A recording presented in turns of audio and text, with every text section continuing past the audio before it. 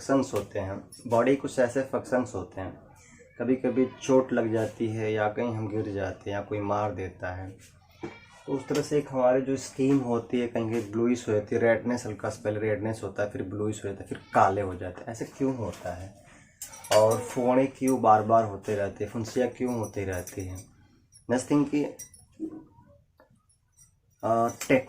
Tetanus क्यों हो जाता है, और टिटनेस के बैक्टीरिया कौन कौन से होते हैं, कैसे हमारे बॉडी में फंक्शन वर्क करता है, इन सारी चीज़ों को आज हम कवर करेंगे, ठीक है, वन बाय वन। तो सर टॉपिक लंबा जा सकता है। सबसे पहले हम ये बात करें कि हमारे बॉडी के अंदर सबसे पहले एक सिपाही जो होता है, हटाओ उसको। सबसे पहले जो सिपाही होता है वो क्या होता है? माइक्रोफेज होता है। ये माइक्रोफेज अगर कोई भी हमारे बॉडी के अंदर पैथोजन और बैक्टीरिया घुसती है तो क्या करता है? सबसे पहले ये किल करता है। अगर इसके बस के नहीं होता है तो फिर आगे बढ़ता है ये, और जैसे एंटीबॉडी होती है, जो एंटीबॉडी हमारे शरीर का प्रतिरक्षा करता है, अच्छा खाइए, ठीक है, हमें प्रोटेक्ट करता है। इस सबसे पहले कोई बीमारी होती है सबसे पहले हम एंटीबायोटिक टैबलेट्स लेते हैं या इंजेक्शन लेते हैं, ठीक। अगर इससे भी बस के नहीं है तो आगे चलता है न्यूट्रोफिल्स। न्यूट्रोफिल्स जो होता है WBC का ही, ये क्या होता है? एक पार्ट्स होता है, ठीक है। न्यूट्रोफिल्स के अंदर एक क्या होता है कि वो जो बाहर के बैक्टीरिया को गबुलअप कर जाते हैं, भक्षण कर जाता है। उसके बाद अगर उससे भी स्ट्रॉन्ग हुआ कोई बैक्टीरिया अगर और अंदर घुसने तो ये इम्यून सिस्टम होता है। इम्यून सिस्टम के बाद T सेल होते हैं, B सेल होते हैं। अब अगर ज़्यादा वायरस अगर घुस जाता है direct T cell B cell के पास ही जाएंगे, इम्यून सिस्टम के पास ही जाएगा। इन लोगों के बस का तो है ही नहीं है। तो वो कुल मिलजुल कर क्या करते हैं? बैक्टीरिया को किल करने की एक प्लानिंग करते हैं, बैठक होती है, और फिर जाकर T सेल अपना हथियार बनाता है, B सेल हथियार बनाता है, T सेल उसको मारता है। ये प्रोसेस होता है। लेकिन ये तो तब एक आउटलाइन है, ठीक है। अब हम डीप से बताते हैं क्या होता है। ब्लूइश स्किन कभी कभी ये होता है कि ज़्यादातर के जो ओवर एज के जो पर्सन्स होते हैं उनके अंदर विटामिन C और विटामिन K की वजह से भी आ सकता है। नेक्स्ट थिंग कि ये चोट लगने की बात हो, कभी हम लोग जब कोई खेल खेलते हैं या बच्चे जो होते हैं या मतलब गिर जाते हैं, चिक्का वगैरह खेलते थे, तब भी हमारे नीचे क्या होते काले काले हो जाते थे, कहीं चोट लगती तब भी मतलब ब्लूइश स्किन या ब्लैक स्किन हो जाता है। ब्लूइश स्किन होने के उनकी जो ऑक्सीडेशन होता है, जो नीचे की जो ब्लड से क्या होता है कि मिल जाता है और ब्लू दिखने लगता है। तो ऊपर का जो सेल्स होता है, जो स्किन होता है वो डैमेज हो जाती है, और बहुत सारे वहाँ के सेल डैमेज हो जाते हैं। हर एक सेल में न्यूक्लियस होता है, और उसके बाद से लाइफोसोम का सबसे अहम भूमिका होती है। राइबोसोम होता है, माइटोकॉन्ड्रिया होते हैं, ER होते हैं, ठीक है, गोल्गी बॉडी होती है। तो अब ये क्या करता है? लाइफोसोम्स को हम सुसाइड बैग बोलते हैं। क्या बोलते हैं? Suicide bag.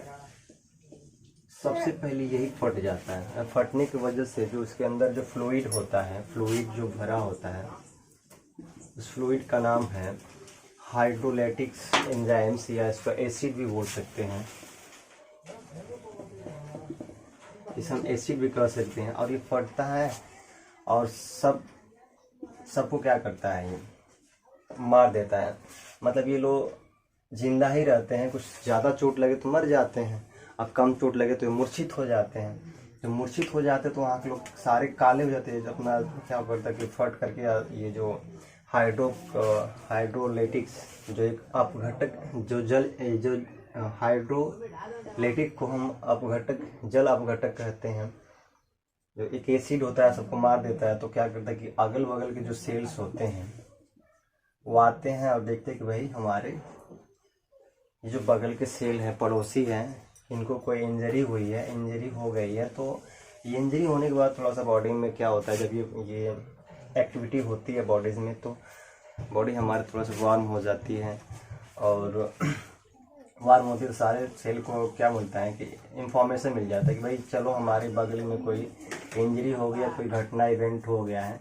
ये सब आते हैं और अपने थोड़े थोड़े से ये जल अपघटक छिड़क देते हैं या उस पर डाल देते हैं, तो फिर ये पुनर्जीवित हो जाते हैं, मरे नहीं रहते, मूर्छित रहते, जैसे लक्ष्मण के जैसे, लक्ष्मण की शक्ति बाण लगी रहती है। हाँ, अगर ये मर जाते हैं, डैमेज होते हैं, या गलती से कहीं इसमें से इन्फेक्शन हो जाए, गलती से अगर इन्फेक्शन हो जाए, उस कंडीशन में क्या होता है, फिर इसको हम, ये तो समझ में आ गया कि मतलब वो ठीक होता है, मतलब ब्लूइश स्किन कैसे होती है, ठीक है।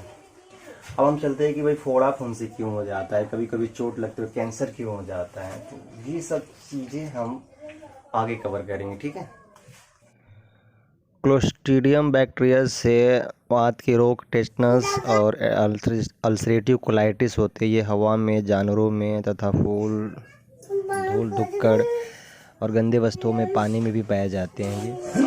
ये 164 स्पीसीज अब पाई जाती हैं, जिससे बहुत सारी बीमारियां भी होती हैं। कॉजेज ये है कि क्लोस्ट्रीडियम एक बैक्टीरिया होती है, इसकी 164 प्रजाति होती है। इसका हम क्लासिफिकेशन एक ड्रा कर देते हैं, ठीक है।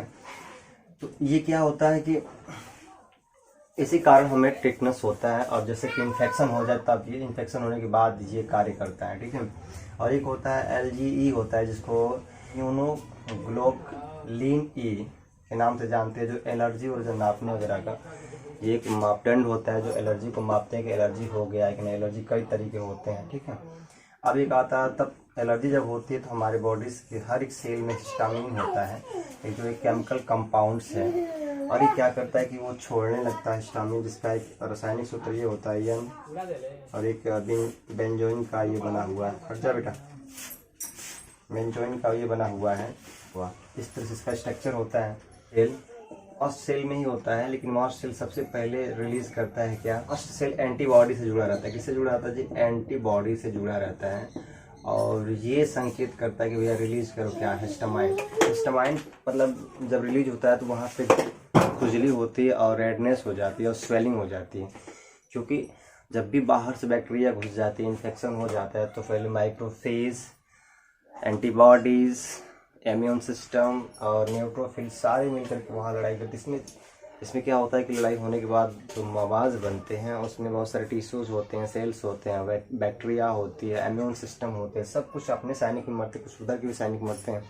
इस तरह से उसे हम आउट करते हैं। हाँ, कभी कभी ये होता है कि बलतोड़ हो जाती है, तो बलतोड़ होने के कारण तो वहाँ के बाल उखड़ जाते हैं, उसके अंदर बैक्टीरिया घुस जाती है, तो वो बलतोड़ हो जाता है, उसे बलतोड़ बोलते हैं। और उसके बाद से क्या होता है कि कई बार वहाँ होते हैं, बट क्या होता है कि जो बलतोड़ होने का मतलब होता है कि नीचे से ये कई बाल निकला हुआ है। कई बार ऐसा होता है कि बाल नीचे से बाल उखड़ गए हैं, इसमें पहले हो गए, इसके खाली किए, फिर इसमें कनेक्ट हो गया, फिर इसमें कनेक्ट हो गया, फिर इसमें करते कई बार निकलते रहते, जल्दी ठीक नहीं होते। एक बार 7-8 कई बार निकलते, जब तक कि बिल्कुल जो मवाद होते हैं, जो पस होते हैं, एक्चुअल में उसे अगर सही तरीके से निकालना जी बॉडी से आउट नहीं किया तो कैंसर भी बन सकते हैं, ठीक है। इतने घातक होते हैं। उसमें बैक्टीरिया जो मरी सड़ी गली रहती है, वो अजीब किस्म का वो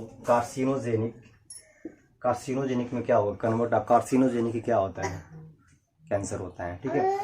तो ये कारण होता है कि इसको निकालना। कभी कभी हमने गाँव देहात में देखा होगा, खील हम बोलते थे, खील है भाई, खील निकलता नहीं, जो मोटा सा उसमें से वो बार बार वही मतलब रहता है, जब तक तरह तक खुजलाता है। जो हिस्टामिन का जो पार्ट्स होता है, जो खुजली करता है, वो हिस्टामिन रहता है, और वो क्या करता है कि मवाद बनाने का कार्य करता है। जब तक वो निकल जाएगा, साफ हो जाएगा, उसमें छेद हो जाएंगे, जो भी मतलब कि बॉल्स होते हैं, फोड़े होते हैं, इस तरह से क्या होता है कि वो बिल्कुल ठीक हुआ, उसमें वहाँ के जो घाव होते हैं भरने लगते हैं।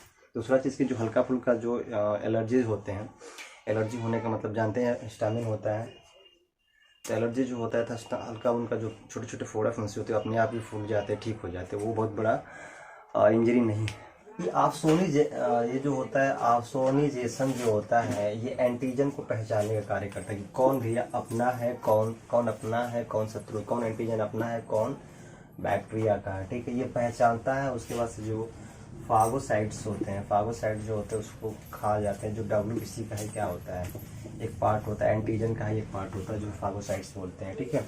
जब होता है तो जब तक उसमें का मवाद बाहर नहीं आता है तो बहुत दर्द करता है। एक चीज़ और होता है कि वो कई कलर के हो सकते हैं मवाद, कभी कभी बदबूदार हो सकते हैं, कभी कभी नहीं होता है कि ज़्यादा दिन को होते ज़्यादा बदबू देते हैं, उसको निकालने वो क्या टॉक्सिक होते हैं बॉडी से, उसको डिटॉक्स करना ही पड़ता है।